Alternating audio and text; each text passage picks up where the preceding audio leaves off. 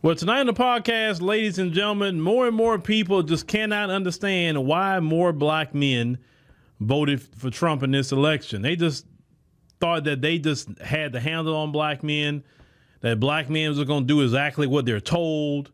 Black men are going to just follow the women, like what Tiffany Cross had told us a few years ago. But the USA Today had put up an article talking about this, so let's go ahead and look at it. It says Trump gains among black men, leaving many asking what went wrong. Oh man, hey, so let's go ahead and look at it. Say Maurice Meyer, it said didn't bother showing up to the polls. So this brother decided to sit it out. You see, the Pittsburgh native who holds down a day job as a dishwasher at an Italian restaurant in Market Square, pursues entrepreneurial endeavors such as his TikTok channel, as they with nearly 10,000 followers. It said nothing in the presidential election affect his day-to-day life, he said. The 44-year-old black man leaned toward voting for Vice President Kamala Harris based on concerns conveyed by his mother, but he felt the Democratic nominee had never tried to earn his vote. He said, I didn't vote at all. I just didn't see the need. So this brother decided to sit it out. And I told y'all there were black people that sat it out. They say for many black men, it's a Republican Donald Trump's decisive victory over Harris on Tuesday landed like a gut punch. They said 72 million Americans voted to return the former president to power despite a record that included questioning Harris's racial heritage, 2 impeachments, a conviction of 34 felonies, and the violence of January 6th. Of course, you know, this person wrote this, have their biases. They said Trump defeated Harris by holding his base and expanding his margins among black and Latino voters, a confounding statistic for many black men who are trying to figure out what went wrong and how they can keep it from happening again, which clearly is not the black men that voted for Trump. And say to win, many said candidates need to talk and say from the start about policies, which is true. Many people have said that. Policies, and positions that are important to black voters, especially men. Glad they say that, especially men, because black men have been overlooked so much, okay? He said they must persuade and mobilize black communities around those issues, said Khalil Thompson, a political strategist and veteran of Barack Obama's presidential campaign. He said, I believe that wasn't a strategy that was adhered to from either side, not just from Democrats, from either side. Okay, now they said that, now let me get to this. Black voters have long been the Democrat Party's most loyal voting bloc, often catapulting Democrats to victory. That includes black men who have been the second highest bloc of progressive voters for decades behind black women. Say while Trump didn't win a majority of black votes or Latinos, he did make inroads. He won support from about 13% of black voters nationally and 45% of Latino voters. They say in 2020, Trump won just 8%, let's say, of black voters and 32% of Latinos. But let me say something about this before I keep going, ladies and gentlemen. If you break it down state by state, it's much higher, right? Because in my state of Texas, 31% of black men voted for Trump. 31%. In Pennsylvania, black men, 26% for Trump, right? So that's what they're not doing. They're not breaking. See, the Democrats, what they're trying to do in their media is hold that narrative. Well, black men didn't really vote for Trump. Don't lie to yourself. You're not gonna be able to fix your party by lying to yourself. Y'all lied here, lied there, lie. You cannot do nothing without the truth. Okay? Knowing the truth shall set you free. Once again, it's not the truth, but knowing the truth. And you Democrats don't want to know the truth. The fact is, if you demonize men, black men definitely in particular, you called us misogynist. You called us we don't want to see a woman this and just talking crap on black men. Black men have been the only men in society that have allowed women to lead our households. Other groups of men wouldn't dare let no woman lead no household. So black men don't have no problem with women leading in our community. We don't. Okay? But the disrespect was too much in this campaign. And none of y'all are writing articles about the disrespect of black men. You can't disrespect black men and expect them to show up. No. I'm not showing up for you at all. I didn't vote for her. I'm telling you why I didn't vote for her. The economy. I didn't vote for her because of geopolitical issues, these wars. I didn't vote for her because she talked about the unintended gains tax she wants to put on people, right? Her wanting to raise taxes on businesses and everybody else. No. Because the only way that I can pay the people that work with us on our platform is saving money, and especially on taxes. You understand? And if I can't save money on taxes, then it's hurt. Listen, everybody who's entrepreneurs have been hurting this year. And even if you're not an entrepreneur, if you had a job, you're hurting. Why would I go vote for 4 more years of that? Why? Yeah, that would be stupid. So hell no, I didn't vote for her. Nope. I voted for my pocketbook. It's just that simple. Let's say for months, Trump and his allies pinned part of their strategy of peeling men of color away from the Democrat coalition. The campaign really chipped at the black vote, for instance, with the messages of discontent about the economy, illegal immigration, and culture war issues. Trump's team dispatched high-profile surrogates at fast food restaurants, churches, and barbershops in predominantly African-American communities, carrying similar messages. They say white people being racist is not a big issue for me. Former Detroit Mayor Kwame Kilpatrick, whose prison sentence for corruption charges was commuted by Trump. He said, my life doesn't change because somebody white says something racist. It's true. Like, they can be racist all they want, as long as you don't come to my face with it and disrespect me or put your hands on me. I don't care what racism. You can keep that in your rural area. I'm cool. Now, let's continue. Say, experts warned months ago how a growing pessimism among a segment of black voters, chiefly younger working class men living in urban centers, could bear fruit for the former president. It said a 2022 Pew Research Center poll, it said, for instance, found 64% of black Americans said the increased focus on issues of race and racial inequality has not led to improvement of the lives of black people. Another 51% of black Americans said they believed racism would worsen over their lifetimes. It say, according to a 2023 Washington Post survey, it says strategy paid off. It says 3 in 10 black men under the age of 45 went for Trump, according to AP Votecast figures. It say almost double what he received 4 years ago. And let me say this. When this person when they talked about the focus on racism, but they never did nothing about it. So they'll get black people going, this racism and discrimination and anti-black and all, they'll get you all hyped about it. Then when the Democrats get in office, nothing changes. It's still the status quo. You understand what I'm saying? So they play with your emotions, they get your hopes up and all kind of things, and then they go right back to the status quo.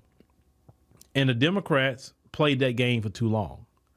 This election, they didn't do it, but they didn't say nothing to black people at all, or especially black men. And they knew that, and so their strategy was black men are discontent, black men are not feeling the party. Their strategy was shame, insults, and guilt. That's what it was. Shame, insults, and guilt. And that didn't work with black men. Black men say, you can't shame me enough because I'm looking at my bank account right now on my phone.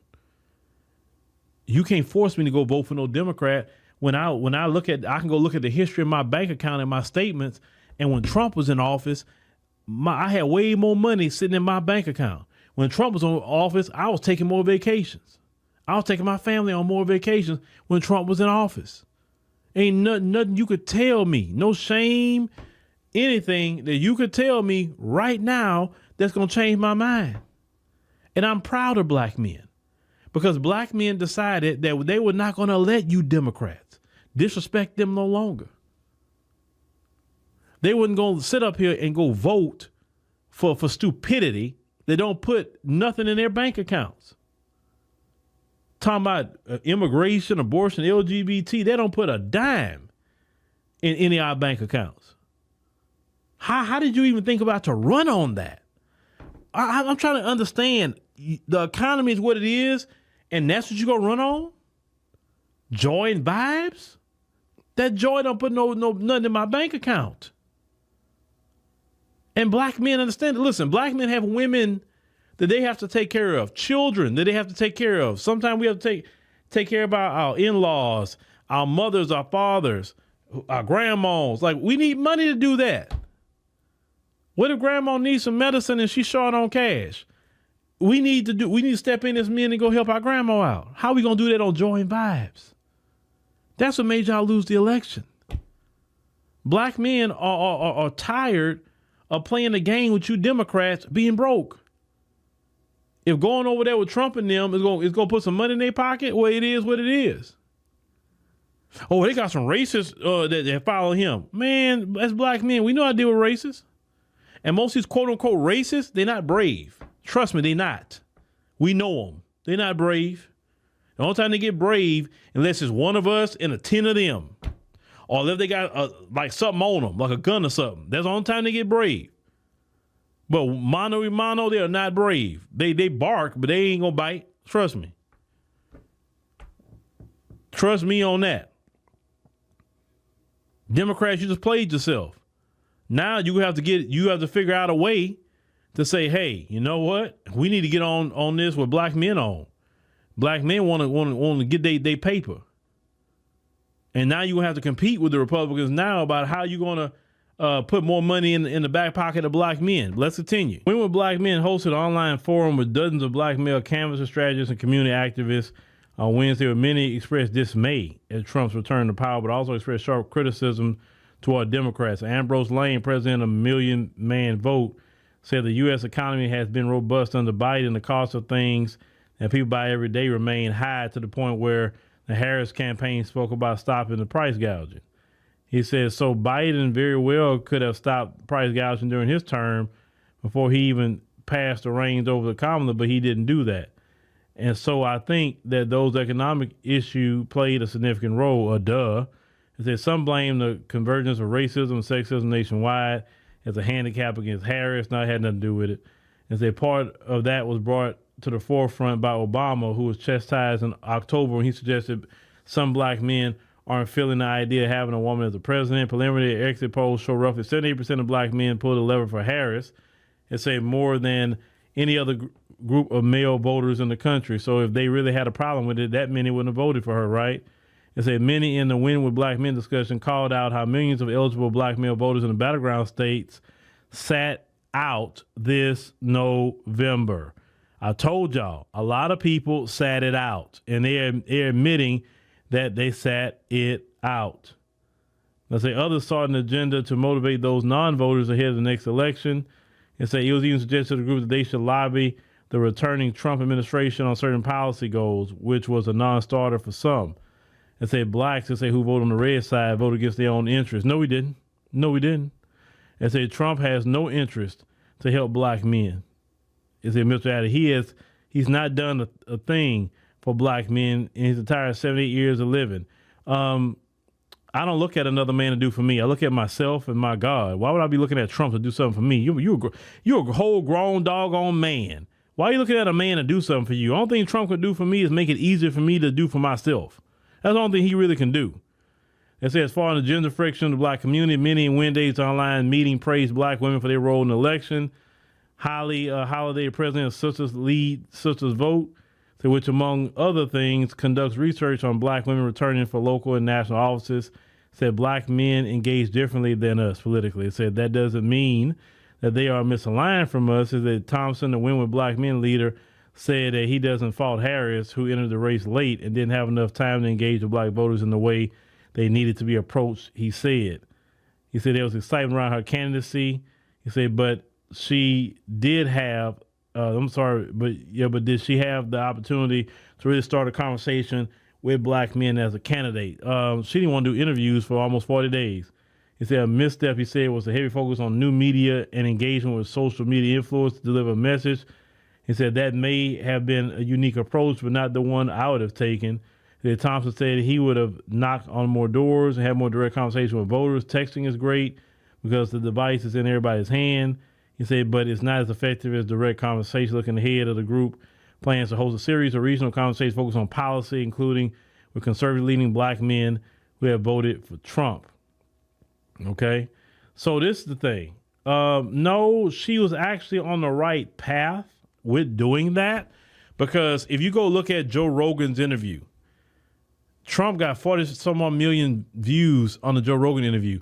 He wanted to interview her, but she said, I can only be an hour and it has to be recorded. Well, he does his stuff live. So she messed off an opportunity to go talk to Joe Rogan, and who has a big podcast. You know what I'm saying? And Joe Rogan invited me to go on the podcast and wanted to holler at me for 3 hours. Oh, I'm going, because he got a big platform and I could springboard off of that platform. I mean, you're a dummy not to go on Joe Rogan's platform. It's just that silly. So that's just that simple, right? So no, she didn't do wrong by doing that. She just went too late. And the problem is she started off a bunch of softballs, but she did do the right thing on that, but she just did it too late in the game. She should have did that immediately. If she was smart, she would engage black men first, because black women's already supporting her. She should have went to the black men first and say, hey, what do I need? What does black men need? I got to give it to you. And she didn't talk to black men. You give us some plan, and it's the same recycled plan, just putting black men in it. And then talking about minorities and all kinds of things, so he couldn't take you seriously. You know what I'm saying? And then whatever Trump says, right, wrong, or indifferent, he stands on it. He don't flip his opinion. So Democrats, it's a new day. Black men are not playing games with y'all. If y'all don't get y'all act together, then there's going to be a President J.D. Vance in 4 years. Especially if Trump do good and the economy's looking great, you better believe black men going to vote for J.D. Vance when he run for president. Bottom line. So it's you better fix yourself. But I'm telling you, Democrats, stop all abortion, LGBT, and all that trans, and you have to throw that in the wayside. I mean, that could be your supporters. That's fine, but that cannot be your mantra. If you want black men, you be talking about some masculinity, not toxic masculinity, not calling us names. How you want somebody to vote for you with your name calling? And as you can see, men in general respect masculinity. A man, you say, okay, that's a real man right there. You know what I'm saying? It's just that simple. But this new trend, the way black men is voting, this is not just a one-off. This is a new day. And either Democrats, you get with the new program, or plan to continue